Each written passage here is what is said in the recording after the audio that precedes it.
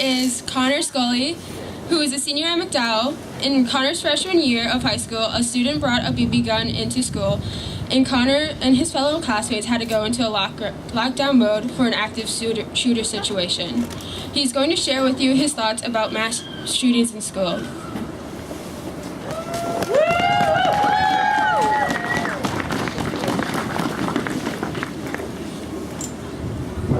All right, so before I begin this speech, I want you all to close your eyes for a moment.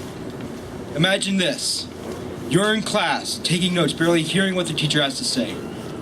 Your mind drifts off into a sea of imagination, a place that only you know best. Suddenly, the echoing screams of your fellow classmates ring through the halls, piercing your ears like nails on a chalkboard. You can hear the loud gunshots follow suit as the teacher instructs everyone to get down and be quiet. But it's no use. By the time he's done talking, a bullet shatters through the window before nesting itself into the body of one of your fellow classmates. He falls to the ground, and just like that, every emotion he's ever felt, every memory he's ever had, and every thought that raced through his head, gone, as he becomes nothing more than an inanimate corpse lying dead in a pool of his own blood. No child should have to live like this. No one should have to wake up each morning wondering if this day will be their last. Right. Unfortunately, that isn't the case anymore. What used to be places of learning and achievement now turn into blazing war zones. This is the sad reality that many kids like myself must face when we walk through the halls of our schools. A while back, I encountered a post on Facebook that shook me to my very core.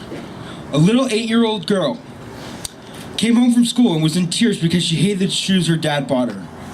Those were also the same shoes she's been wanting for a while. Her father greeted her with tears and asked her why she was crying.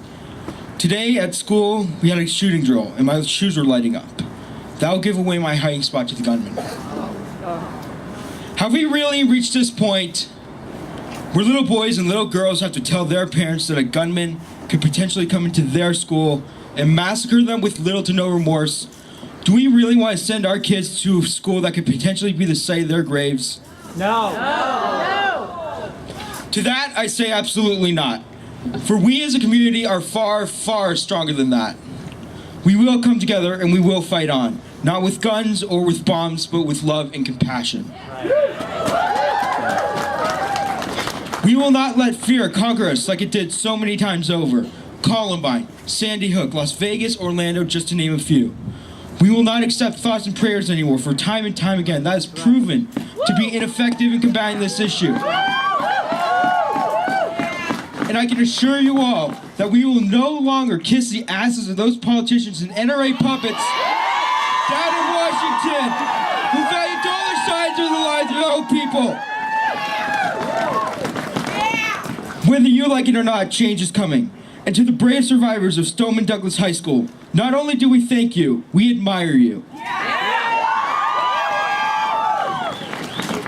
For you have ignited a revolution across this great land, calling for the banning of assault weapons. This is the exact thing that our children and grandchildren will see many years from now. They will look back on the steps that we have been taking so courageously and see us not as statistics of another mass shooting, but as heroes who stop those very shootings dead in their tracks. Thank you.